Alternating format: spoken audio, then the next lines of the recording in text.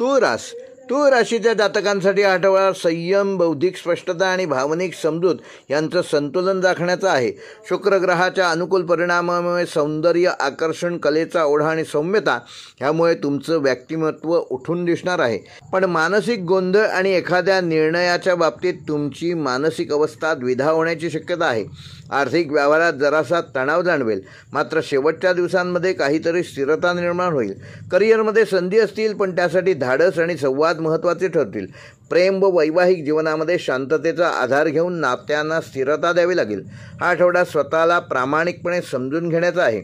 या आठवड्यात शुक्र ग्रह चतुर्थ भावात भ्रमण करीत असल्यामुळे तूळ राशीच्या जातकांना मानसिक, कौटुंबिक आणि व्यावसायिक पातळीवर सौम्यता आणि सौंदर्याची ओढ राहील.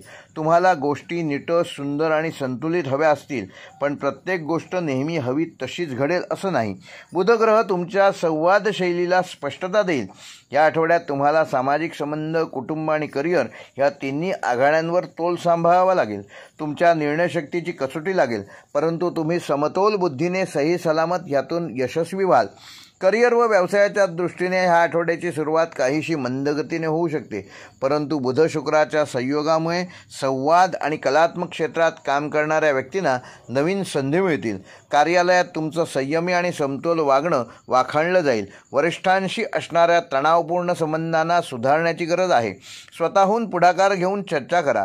व्यवसाय करणाऱ्यांसाठी ब्रँडिंग, ग्राहक सेवा आणि सोशल मीडिया प्रचार या गोष्टींमध्ये यश मिळणार आहे. पार्टनरशी व्यवहार करताना शक्यतो स्पष्ट करार करून करा. आर्थिकदृष्ट्या तूळ राशीच्या जातकांना ह्या आठवड्यात खर्च आणि उत्पन्न यामध्ये समतोल राखणं आवश्यक आहे. सौंदर्यविषयक वस्तू, घर सजावट, प्रवास आणि विलासी खर्च ह्यावर विशेष लक्ष द्या. त्या ठिकाणी अनावश्यक खर्च शक्यतो टाळा. आर्थिक बिघाड टाळण्यासाठी आठवड्याच्या सुरुवातीलाच बजेट आखा. गुंतवणुकीच्या बाबतीत जुनी योजना सुरू ठेवावी. नवीन योजना सुरू करताना घरातील मोठ्यांचा सल्ला नक्की घ्या. शेअर मार्केट, म्युच्युअल फंड यामध्ये अल्प गुंतवणूक करता येईल.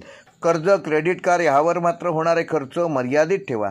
प्रेम व वैवाहिक जीवनामध्ये आकर्षण आणि गोडवा ह्यामध्ये गुंतलेली भावना तुमच्यावर प्रभाव टाकेल, पण नात्याचं वास्तव समजून घेणं महत्त्वाचं आहे.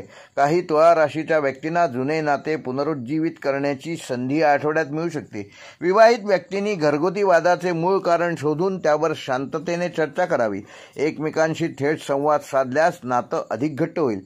तरुण व अविवाहित व्यक्तींना ओळखीतून प्रेमकथा सुरू होऊ शकते, पण ती गंभीर होण्यास काही वेळ जावा लागेल. कौटुंबिक जीवनामध्ये घरात सौंदर्य आणि शिस्त यावर भर राहील. घरातील वातावरण प्रसन्न ठेवण्यासाठी तुमचं योगदान महत्त्वाचं आहे. आईच्या तब्येतीकडे या आठवड्यात विशेष लक्ष द्या.